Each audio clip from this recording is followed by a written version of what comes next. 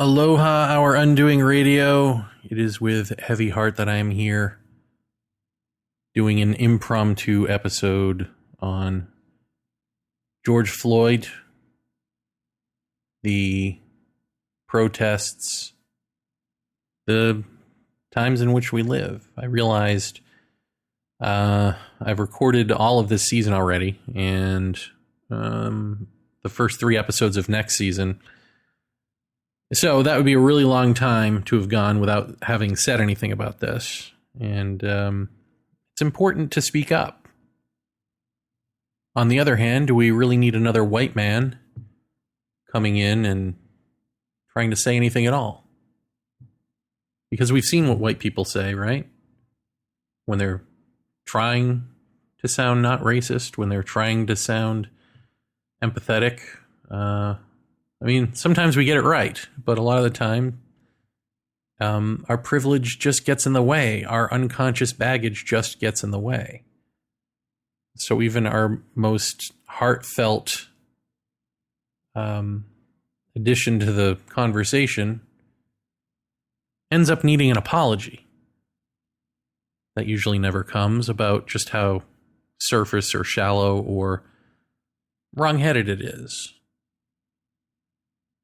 But given all of that, I'm going to give it my best because, as I said, it's important to do. It's important to do while there's still a country to do it in, isn't it? As the president rolls tanks in the streets and Black Hawk helicopters in the air, threatening to do more and to do worse. This is the white answer, right? If we can't have the country, no one can. So here we are amidst all of this, and what are we learning? What are we learning of lasting importance? I mean, I see on the news, these newscasters are just dying to get back to normal. They're dying to do the story about look at the protesters hugging the cops. Isn't that amazing? That should be the story. Look how we're coming out of this, hand in hand. That's not the story. And meanwhile, these very same reporters are getting shot in the face with rubber bullets. So it's just amazing to see that this arm of the establishment, this mainstream media, out there in the streets trying to sing the praises of the police, trying to, tell us about how disciplined they are, look at them all, how amazing, and then they get shot, or they get thrown to the ground, or they get arrested. And they say, well, I'm with the press. And the cops are like, yeah, we know. We don't care. But I'm one of you. No, you're not. So we have that going on. We have Antifa being blamed, which, as my wife Carol points out, probably being blamed because as an acronym, it sounds scary to say Antifa, and probably the people who are scared by that never bothered to figure out that it stands for anti-fascism. I have a hard time believing the anti-fascism people are throwing bricks and looting in this moment in the name of George Floyd. Just doesn't fly. Plus, Antifa, from everything I've read, isn't like a vast sprawling organization or even organized at all. It's just sort of a loose knit, like there's no real there. There's just people who call themselves part of this, and then they show up to like right-wing racist events and argue and sometimes get into physical fights with racists, with fascists. So I don't think they're doing this. I think we have enough footage now to know that at least some police are behind the looting or agent provocateurs, someone being paid to do this, to set it up, to make it look like there's rioting going on until such time as there is rioting, to provoke looting, to make it okay for the cops to come in and bash some more skulls. Because, hey, why not? That's what this whole thing is about, right? Apparently they didn't get the memo that it's about not doing that anymore. And very specifically, not doing that to black men anymore. And if I see one more white person post all lives matter into response to Black Lives Matter, my head's going to explode.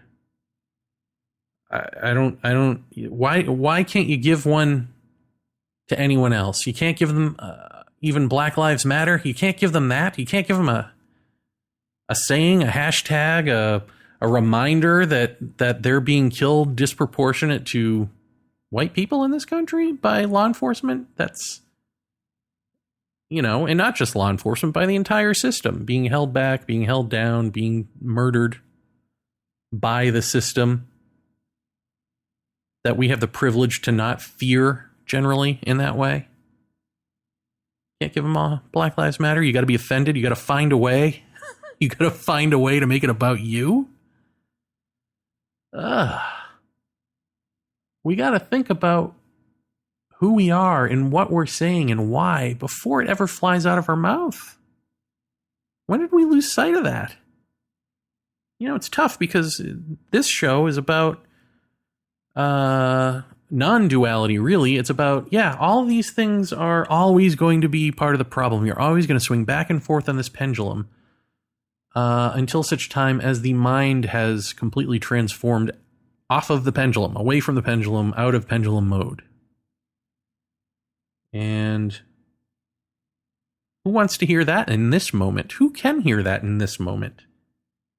And how tone deaf would I be to carry on as though I don't see this moment, as though I'm not living in it? I mean, I'm not trying to make this about me as an example of how not to make it about you. I'm saying I am in this moment just like everyone else. Asking myself, what can I bring to this moment that might be useful going forward? Well, on the practical level, I keep seeing people saying vote. Get out there and vote. That's the answer to this. And then someone like Cornel West will say, yeah, sure, vote. But that's not the answer because it hasn't been the answer yet. And obviously we need to, Trump should be taken away in handcuffs. But if that's not going to happen, we need to vote him out of office. Yes, unfortunately, whoever is available who can win is the answer. I mean, that's what we're down to now. We've done this to ourselves. So go and vote for Biden or whatever, but also vote down ticket for all of your local stuff. But more importantly, and I haven't really seen this promoted, run. Run for office. If you believe that the system needs to be changed from the inside out, then you go be the insides of that system and you change it. Or find the candidate who is not bought off by corporations, who doesn't have the dippity-do in their hair, who isn't smirking and selling you nonsense. If that candidate doesn't exist, you be that candidate. If that's how you feel, if that's the direction you feel change is going to come from, because change is probably multifaceted, right? I mean, it's definitely going to be multifaceted from the point of view of the pendulum, from this duality we live in.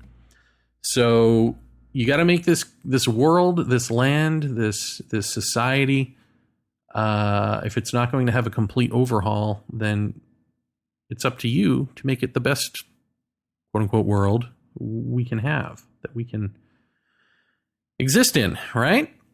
That you can exist in, that your children can exist in. And that means really simple things like equality. So simple that we don't have them. So simple that people fight against having them. So simple that people delude themselves into believing everything is just fine, so they don't have to look at, again, the privileges that they have been born into, that they've benefited from. And if they're not financial, if you're a poor white person, you still have the privilege to walk down the street and know that cops aren't going to murder you, generally speaking, for just existing. They're not going to look for a reason. And I guess this is the place where I'm supposed to say, not all cops do this, but yeah, we know. Can we stop with that? Can we stop with that trite nonsense? Can we stop with the being offended by saying cops murder when that's what so many cops do, that you can actually blanketly state this? Can we stop with the white guy in a suit going on to give a corporate-sponsored rebuttal to common sense? Because, it doesn't really work that way. To invalidate the experience, the life experience of black people in this country. Because that's what they're paid to do. And because they can, because enough people are going to want to identify with that and not identify with the other, because that black person's pain is actually, in some sense, your fault. My fault. Because we allow this to go on. We'll get to it tomorrow. And this is the problem. Will we? Do you think we're going to get to it? Do you think after the dust is cleared and the rubble has settled, there will be big change? I mean, it feels like that, but it always feels like that. It always feels like the old school dinosaurs are dying out, and this is their last gasp at power. That's why Mitch McConnell is going after all of these conservative judges at record pace, because they sense their power coming to an end, and this is a power grab. And I mean, we keep saying that, but I've been hearing it since I was a kid. So when's it ever true? When do they ever lose power? When do they die off and go away? They create new generations of people just like them. New generations of racists. New generations of power-hungry psychopaths. New generations of narcissists. You have the privilege to be a raging, maniacal, insensitive lunatic. And that can carry you all the way to the White House. Perhaps it's white for a reason. In terms of the stuff that we talk about here on this show, haven't gotten to it yet, but in a few episodes I'll be doing an episode on QAnon and such conspiracy nonsense, and why it is that we're attracted to nonsensical theories of power and the way the world works. Why are we attracted to that? And then next season, similarly, I've already recorded an episode on whether or not black magicians are in control of the world. Is all of this, are we under the spell of some occult ritualization or magic or psychic attacks? And I really can't believe that as an adult in this day and age, I have to do such episodes, because there are so many people who believe this that we have to actually, I mean, great for me, right? Material. Now I've got something to talk about. Wonderful. But what happened to us? When did we become a cargo cult? I mean, truly, we've got scientists who speak this language all to themselves, that sort of articulates possibilities in the universe that are, take a genius to understand, and then the rest of us are still going, I bet we're under control of magic, huh? It's like, we take these scraps and we don't know what we're looking at, and we turn them into pseudoscience or pseudopolitics or conspiracy theory, and we go, that's what's going on. But I'll leave that for those future episodes. But I think in that vein, something new that I'm seeing, the latest theory, is that George Floyd is alive. And he's setting all of this up with the police, that this is all a big setup. The great they in the sky, they are behind this. Which doesn't mean the people in power. It means what? The deep state, which means nothing. Or the liberals, or the what? I mean, it all basically, all of these conspiracy theories nowadays are essentially right-wing Nazi theories, hidden under layers of other sort of nonsense and noise. But at their core, these are Nazis tricking you. But you're complicit in being tricked because you're also a racist, most likely. And I think the new hiding place of the casual racist is to say, well, two things. They've co-opted the follow the money, right? So they get you to, they watch these videos and they follow these message boards and these fake news articles that tell them to follow the money. And so they say that follow the money. It's all about following the money. Somehow George Floyd, I guess we've got to what? Follow the money on him. I mean, it's baffling, but follow the money is supposed to be the thing that clicks with you to go, oh yeah, follow the money. But the other thing that they do, the other real hiding place for the casual racist and not so casual racist is to say, I'm just asking the question. Like, don't shoot the messenger. Here, I'm going to post this video. I'm going to post Plandemic. I'm going to post George Floyd is alive. And behind this, I'm going to post, Bill Gates is the devil, whatever it is.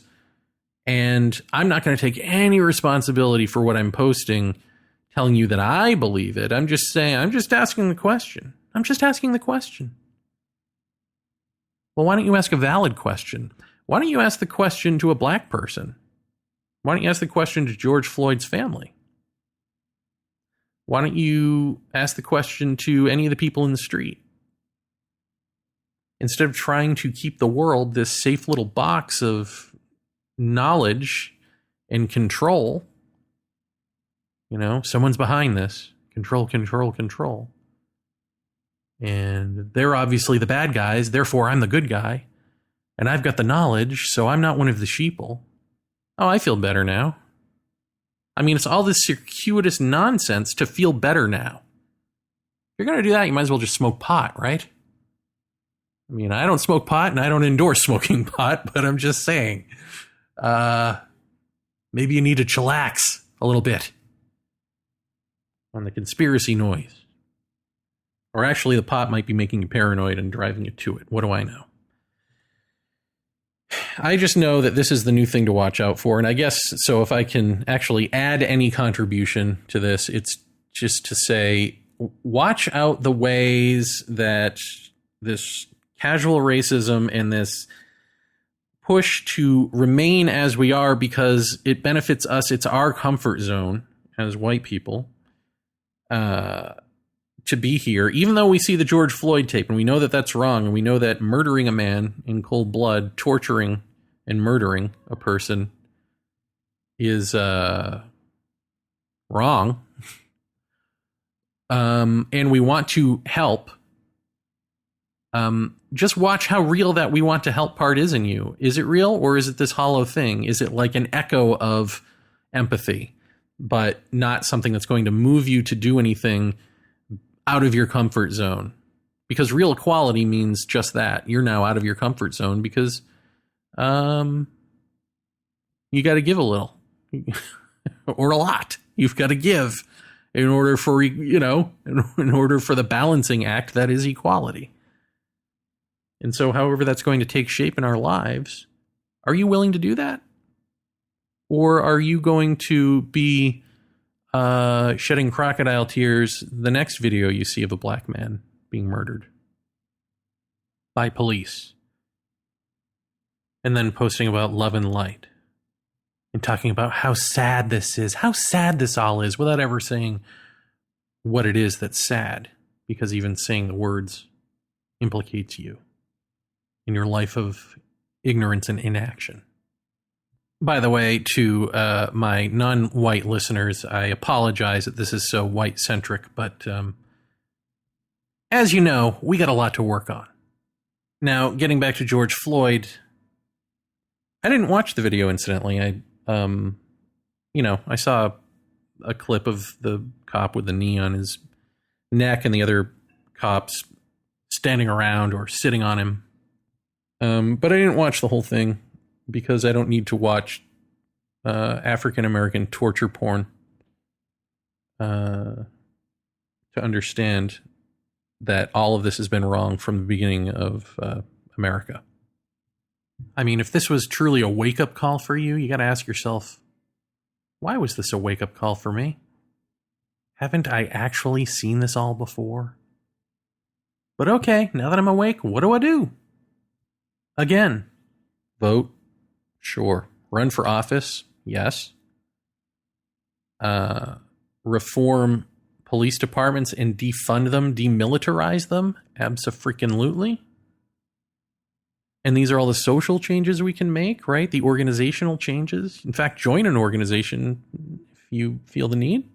That you can actually go out there and promote to get funding and have a centralized sort of source for funding to raise awareness, to get these things passed, to do these sorts of sweeping reforms. But in your private life, in your personal life, the only way that this is sustainable and not reversible systematically, because some other Trump can get into office and reverse all of this, or Republican Congress or whatever, or even the Democratic Congress can give concessions, right? They can start with a great plan and then concede their way out of it. It's magic the way the liberals do this, isn't it? Because they're bought and paid for by corporations too, for the most part. So really, how do you maintain the awareness and the fire within to not let that happen, to not go back to sleep, to not get comfortable and go, I did my part? It's to constantly look at you and be honest with yourself and not be offended by being called out if it sounds like anything I've said here is you. If it's you, look at that. Look at who you are. Really look at what privilege means, because I know I've said this before on whatever social media platforms, and I get pushback about white privilege from poor white people who are like, I'm not privileged. I pay my taxes. Yeah, but here we are. You don't step outside your door and flip a coin to see whether you're going to get shot that day by a cop. And if you are shot by a cop, you can bet that cop's going to jail. If you go missing, you can bet you're going to be on the news every night, and there's going to be a nationwide search for you or your children. Black people go missing, not a big deal. Indians go missing. Indians going missing has been a crisis for years now. Did you know that? I didn't. You know why? Because it's not on the news ever.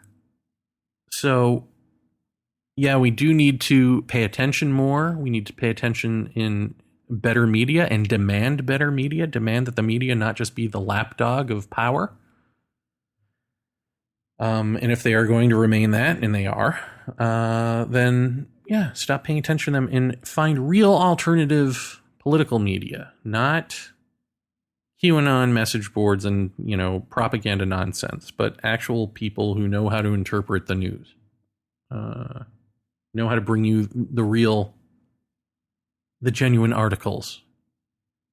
Hell, maybe even go back to college and take a class on how to do that, how to read the news. These are the outside solutions, some of them, to this great problem. But also broadening your horizons and meeting new people and people of other races and other gender identifications, offline, not online. I mean, maybe start a community meetup about this stuff. Of course, in COVID world, this is going to be hard to do, maybe. And maybe it does have to start online with Zoom calls or something. But yeah, why not organize a community meetup where you just talk out these issues and you listen, but for real, not like the old white person standby of, I'm on a listening tour. I'm listening now. I'm finally listening. If anyone over the age of 30 says anything about they're finally listening because of this George Floyd thing, they finally learned how to, they're lying. You've had plenty of opportunities. You've known about this stuff forever. So don't tell me that you're listening. That's the time for listening for you is over. You've heard it. You rejected it. You did nothing. That's for the politicians out there, right? And the celebrities, I suppose. But also, let's be aware that when they say things like this, they're again trying to make it about them. Look what I'm doing. Look at the good person I am. I saw this one reporter on CNN who was just, you could see she thought she was going to get that promotion, getting that primetime slot, because she was the first person to have connected George Floyd's family, or some of his family, with the police chief, because they happen to be on CNN doing a segment in this, with whoever the talk show host at the time, Chris Cuomo, and she was out on the street and just happened to get the ear of the police officer, and so got to bring them together. And she thought that this moment was all about her. She thought that, wow, have you ever seen the chief of police take his hat off as he addressed the family? Isn't that amazing? The family's sitting there going, we kind of want George Floyd back. We kind of want the system to change. We kind of want more than just taking your hat off. But yeah, it's nice that he did that. But why aren't these guys all arrested? And she just had to sort of ignore that and can carry on for the rest of the night. I mean, she was on multiple shows and she just carried on with this self-aggrandizing narcissism, trying to make it about her in this amazing moment. And, you see an Emmy award glinting in her eye. So let's be aware of this stuff. Let's be aware of what we're doing when we claim we're following the money and we're just asking the questions, when the thing that we're invested in is something completely horrible, nonsensical, beyond our pay grade as, non-virologists in the case of pandemic. We just so don't want to deal with the reality that we're in right now that we want that to be true. That actually seems better. That seems safer. We prefer the faceless other, the power monster in the center of the matrix, to the rage and the anger and the sadness of our neighbors, whom we claim to love, and ourselves, though we claim to be selfless. We'd rather look out than in, that's for sure.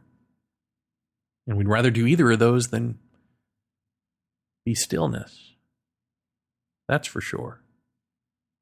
Don't be swept up in the rage, but don't be blind to it.